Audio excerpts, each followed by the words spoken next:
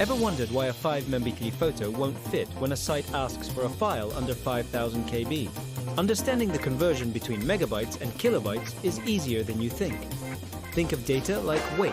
A megabyte, or MB, is the bigger unit, while a kilobyte, or KB, is the smaller unit. In most modern networking and storage contexts, 1 megabyte is exactly 1000 kilobytes. To convert MB to KB, just multiply by 1000. For example, a 5 megabyte file equals 5000 KB.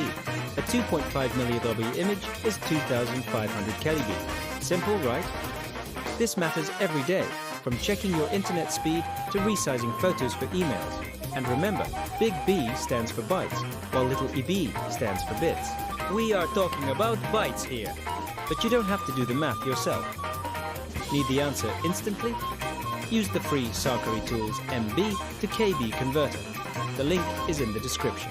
Stop calculating and start converting now.